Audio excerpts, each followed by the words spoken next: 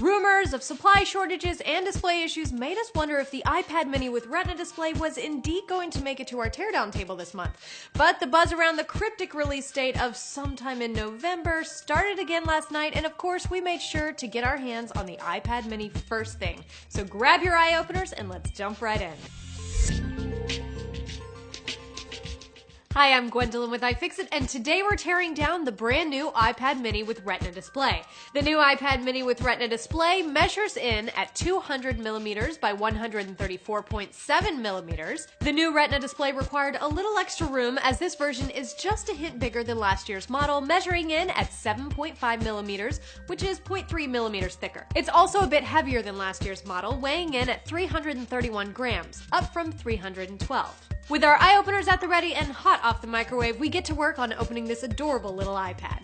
It of course gave us some resistance, but after a little pick action, we're able to get the front glass off, revealing the display that is held in place by a few screws. And just like that, we remove the display. Speaking of the display, this guy is one of the major upgrades in the iPad mini. This 7.9-inch display has a resolution of 2048 by 1536 and a pixel density of 326 pixels per inch, up from 1024 by 768 at 163 pixels per inch from last year. Once we made it past the mighty LCD shield plate, we got our first look inside the iPad mini, which means we see a lot of battery with a lot of adhesive.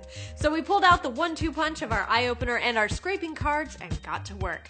Having to pry glued down batteries always requires a great deal of patience and care, but we did this just last week with the iPad Air, so it didn't take us long to get this one out. This is a 6,471 milliamp hour, 3.75 volt, 24.3 watt hour lithium polymer battery, which is quite a bump from the battery in the first iPad mini. But all those additional pixels have to get their juice from somewhere. The logic board had a nice surprise for us: no adhesive. Apple cleverly fit the logic board over a couple of screw posts, making replacing it much easier than its big brother, the iPad Air.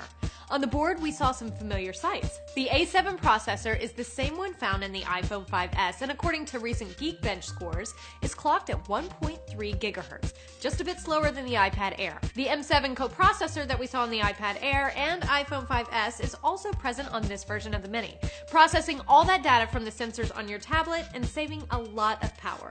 And what's this? There's a hole in my logic board.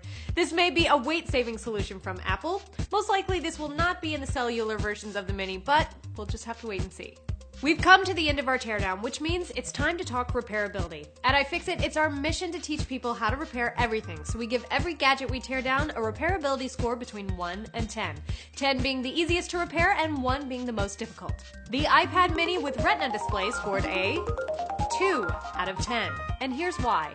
On the upside, the LCD and glass are not fused together and can be replaced independently. And the battery is not soldered to the logic board or other components. But on the downside, copious amounts of adhesive hold many components in place, making repair extremely difficult. The lightning connector is soldered to the logic board, and hidden screws mean you'll need to be very diligent when trying to remove internal components. For the complete teardown, including tons of beautiful high-quality images, head on over to iFixit.com. Don't forget to subscribe to our YouTube channel to stay up to date on all our latest teardowns and repair videos. You can follow us on Twitter @iFixit, and give us a like on Facebook at facebook.com/iFixit.